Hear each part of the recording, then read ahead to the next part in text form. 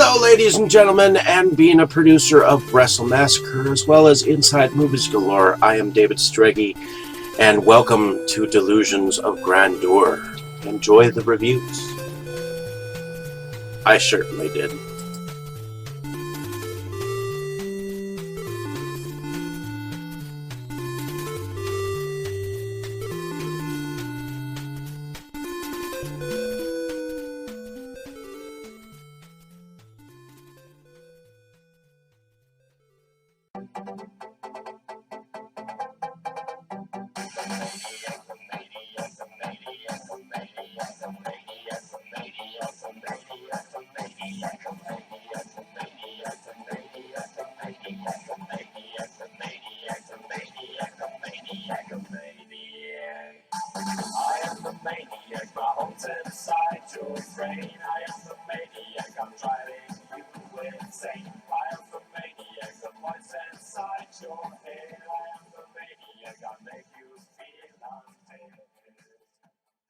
Okay, Dave, that's it. Screw you and your college flunkies.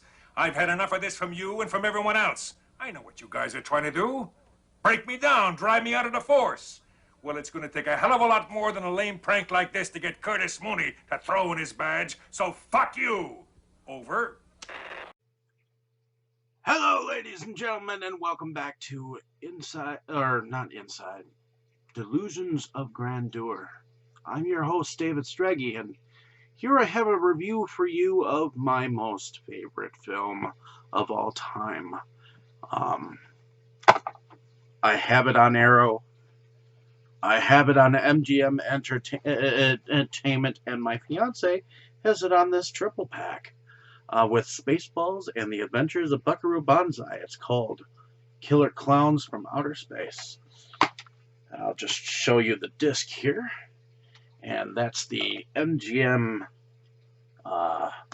Entertainment copy, and it is a film that is put together by the Chiodo brothers, filmed in 1988. And I'm just going to read the IMDb synopsis here, and basically says aliens who look like clowns come from outer space and terrorize a small town. Oh God! I saw this movie when I was 5 years old, and it scared the living bejesus out of me.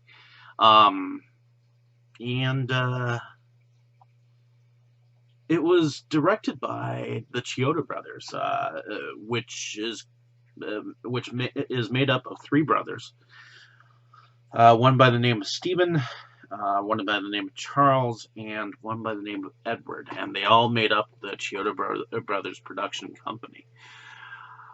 They filmed this film in 1988, and although at the time it didn't have a lot of success, it has become a cult film for movie fanatics who absolutely love comedy. It's horror, it's science fiction, it's all of the above, and it's just an amazing little film with this own little sense of evil. So we have apparently a meteorite that lands in Farmer Gene Green's backyard, where he calls his dog Pooh Bear, and they go and investigate, and his dog disappears, and so does he. Meanwhile, somewhere nearby, a young couple, with a bunch of other young couples, are up on Lover's Lane, necking when they see two of them, by the name of Mikey Tobacco and Debbie Stone, end up seeing this meteorite crash land or whatnot. And when they come across it, what looks like a carnival tent, and they end up going and looking on the inside, finding out that apparently these are large clowns that apparently are gathering up the humans in the town and putting them in cotton candy thingamabobbers. So when they get back to their town, uh, Debbie Stone's boyfriend by the name of Dave Hansen is a rookie police officer for the town that they are in, and the older police guy in charge is called Officer Curtis Mooney or whatnot, and he's more skeptical than Dave is, but Dave is at least willing to check out Mike's story. Besides, he doesn't exactly like the guy. And he's kind of jealous since Debbie Stone kind of left him raw and tender. So, to me, this movie is righteous. I mean, you've got the total morons who live in this town. I mean, if you even look at the beginning of this film, there are a couple of people who buy some beer, and it actually says just straight beer on it. So evidently, this must have been in the age of when you couldn't exactly advertise beer or anything of that sort because it was against the advertising rules or something like that. So um, I got to the point when I was 5 years old and it was on TV. I got to the point where there was a scene where off, Chief Mooney, I think he's a chief.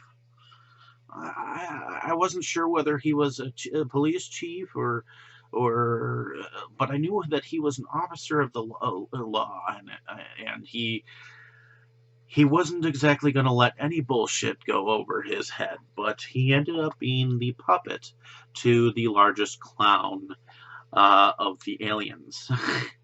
And when he was sitting there in that chair and he was talking to Dave, the police officer, I had a chill go down my back at the time because I didn't know exactly what was going to happen. And this officer, his name was Dave, and so was my name. And so at the time, I was a kid. I just couldn't take it. So for many years, I didn't know what the name of the film was until I found out. And after owning the film and watching it over and over again, it kind of became like my favorite film. It's like my top film that made me cringe when I was a kid is now my favorite film. I think I liked this film so much because it was of its ingenuity. I mean, they were able to take these ray guns and turn these people into cotton candy, or put them in a balloon, or throw popcorn, and they turned into like these creatures that look like Venus flytraps or something like that. It was just a lot of an amazing ingenuity for a space invasion of its own. I mean, it also had that creepy music, that dum dum dum dum dum dum dum dum dum dum dum dum. And of course, it had the title song by the Dickies. I mean, come on. Killer clowns from outer space. Killer clowns. I mean, come on, man. It was a thing of its time. It was just altogether fascinating. I mean, um, ultimately they have to go up against this gigantic ass clown, and there's a little tiny clown that you don't want to mess with, um, because he'll knock your block off. And there's some funny moments in here too, where there's this clown. He just acts like he's like a mechanical thing on the outside of the store, and the girls just go in there, and that's when the clown attacks them. It's three of the clowns end up delivering pizza to someone's door, and that's how they got some other people. I mean, it was just a figment of the '80s, man. I mean, only in the '80s could a film like this happen, and it was very far advanced for its time. I mean, it had a lot of animation, stop motion animation for its age and time and whatnot, and I just enjoyed it all around. The story, the characters, the stupidity of it all. But it was just pure fun, and that's what I enjoy about the film entirely. I mean, there's nothing that I cannot say about this film. The special effects were spot on. It was just a phenomenal film, and I just wanted to go on about it before I went on and discussed it with some other people. So, in any case, hopefully you enjoyed my description of this film.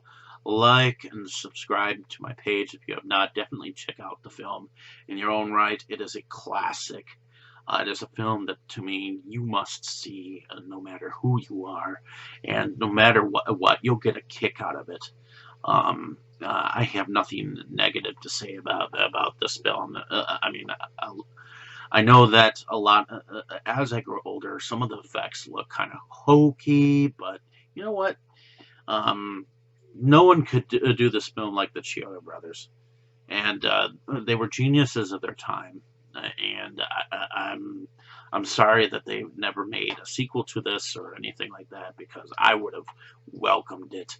And I know that there's some talk about some kind of a series in the future, but I wish they had gotten to it beforehand, and I don't think that it'll ever happen. So it'll just have to be this lone #1 film, and of course, Pee-wee's Big Adventure. They did that and the animation for this section in for Large Marge, if you know what I mean.